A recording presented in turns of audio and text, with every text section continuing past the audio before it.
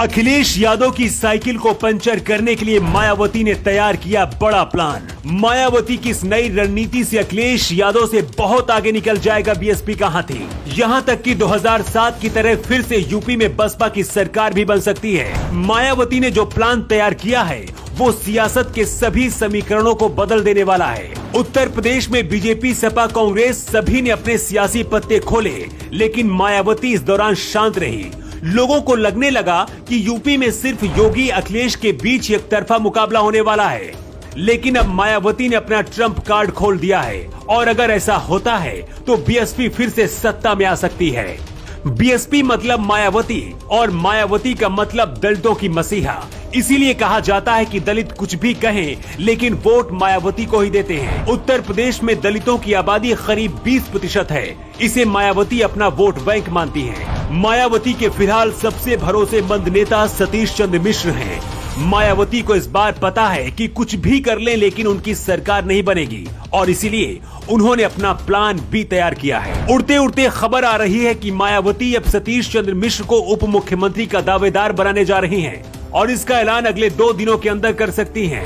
सूत्र बताते हैं कि मायावती को पता है कि उनकी सरकार इस बार नहीं बनेगी, इसीलिए मायावती सतीश चंद्र मिश्र को आगे करने जा रही हैं। क्योंकि अगर उनके 20 से 22% दलित वोटों के साथ उन्हें ब्राह्मण वोट भी मिल गया तो बीएसपी की सरकार 2007 की तरह फिर बन सकती है। नाम नहीं बताने की शर्त पर मायावती को करीब से जाने वाले एक नेता बताते हैं कि सतीश चंद्र मिश्र को ही बीएसपी में मुख्यमंत्री का दावेदार बनाने के लिए मंथन चल रहा है, लेकिन मायावती ये रिस्क मोल नहीं लेना चाहती है। भले ही सतीश चंद्र मिश्र को मायावती अपना सबसे वफादार मानती हो, लेकिन सत्ता और पावर कुछ भी करा देता है और इसका जीता जागता उदाहरण है बिहार, जहां नीतीश कुमार के सबसे वफादार जीतन राम मांझी ने मुख्यमंत्री बनने के बाद 2015 में नीतीश कुमार की राजनीतिक सत्ता को हड़पने की कोशिश की थी।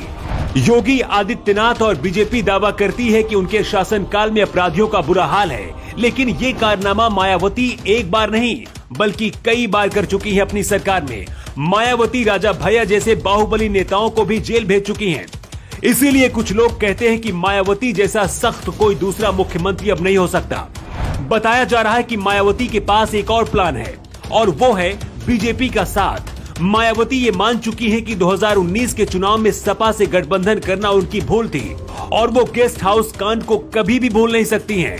ऐसे में सपा को खत्म करने के लिए मायावती अपना दूसरा मास्टर स्ट्रोक भी खेल सकती हैं। मतलब अगर ऐसा होता है कि बीजेपी को चुनाव के बाद कुछ सीटों की कमी होती है या फिर जरूरत पड़ती है तो मायावती बीजेपी के साथ आ सकती हैं।